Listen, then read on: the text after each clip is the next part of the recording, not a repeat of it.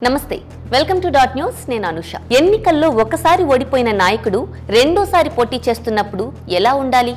ఆ నియోజకవర్గంలోనే తిష్ట వేసి జాగ్రత్తగా అందరినీ కలుపుకుంటూ ప్రచారం చేసుకోవాలి కానీ చంద్రబాబు దత్తపుత్రుడు ప్యాకేజీ స్టార్ పవన్ కళ్యాణ్ ఏం చేస్తున్నారు గత ఎన్నికల్లో 2 స్థానాల్లో ఓడిపోయినా ఈసారి ఆయన ప్రచారం ఎలా సాగుతోంది పోటీ చేస్తున్న పిఠాపురంలోనే ఉంటున్నారా లేక రోజు హైదరాబాద్ నుంచి ఉదయం పిఠాపురం వచ్చి సాయంత్రానికి ఎగిరి వెళ్లిపోతున్నారా అసలు పవన్ గురించి పిఠాపురం ప్రజలు ఏమనుకుంటున్నారు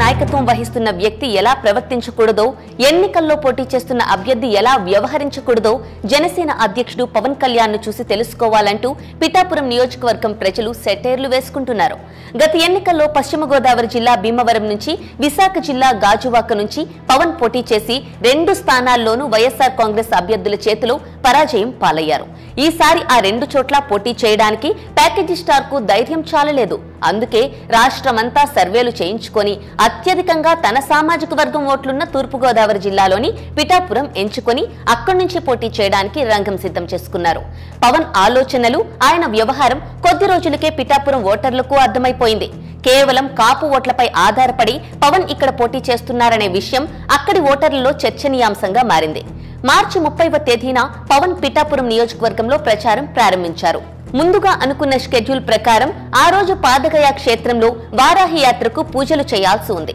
అయితే ఎన్నికల కమిషన్ నుండి అనుమతి ఆలస్యం కావడంతో పూజా కార్యక్రమాన్ని రద్దు చేసుకున్న పవన్ చేబ్రోలు బహిరంగ సభలో పాల్గొన్నారు మార్చి 31 అంటే ఆదివారం నాడు పాదగయ క్షేత్రంలో వారాహికి పూజలు చేసి కుమరాపురంలో తాను బస చేసిన గోకులం హోటల్ కి వెళ్లిపోయారు హోటల్లో కూటమి పార్టీల నాయకులతో సమావేశం నిర్వహించారు ఆ తర్వాత గొల్లప్రోలు వెళ్లి అక్కడి నుంచి హెలికాప్టర్ ద్వారా రాజమండ్రి ఎయిర్పోర్ట్ కి వెళ్లి అక్కడి నుంచి స్పెషల్ ఫ్లైట్ లో హైదరాబాద్ వెళ్లిపోయారు తిరిగి సోమవారం మధ్యాహ్నం రాజమండ్రి ఎయిర్పోర్ట్ కు ప్రత్యేక విమానంలో వచ్చి అక్కడి నుంచి హెలికాప్టర్ ద్వారా గొల్లప్రోలు వచ్చారు గొల్లప్రోలు నుంచి కుమరాపురం గోకులం హోటల్ కి వచ్చిన పవన్ అక్కడ టీడీపీ నేతలు మండలి బుత్తా ప్రసాద్ నిమ్మక జయకృష్ణలను జనసేనలో చేర్చుకొని వారికి పార్టీ కండువాలు కప్పారు ఈ కార్యక్రమం అనంతరం మళ్లీ గొల్లప్రోలు వెళ్లి అక్కడి నుంచి హెలికాప్టర్ స్పెషల్ ఫ్లైట్ హైదరాబాద్ కు ఎగిరిపోయారు పవన్ తన 3 రోజుల పిఠాపురం ప్రచారంలో రాత్రివేళ అక్కడ బస చేయలేదు హైదరాబాద్ నుంచి ఉదయం రావడం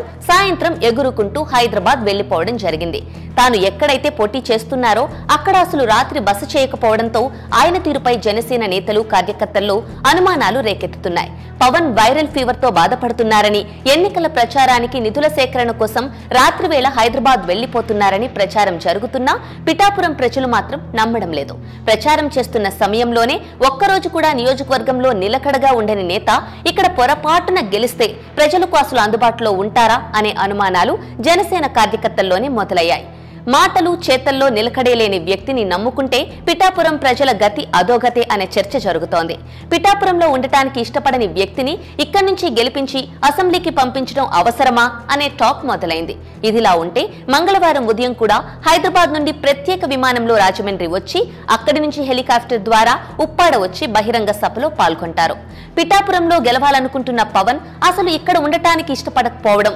ప్రజలు కార్యకర్తలకు అందుబాటులో లేకపోవడం అనే విషయాలు కూటమి పార్టీల క్యాడర్లో హాట్ టాపిక్ గా మారాయి Hyderabad to Pithapuram Pithapuram to Hyderabad shuttle service చేసే నేత కోసం కష్టపడితే ఉపయోగం ఏంటనే ప్రశ్నలు వినిపిస్తున్నాయి ప్లీజ్ సబ్స్క్రైబ్ డాట్ న్యూస్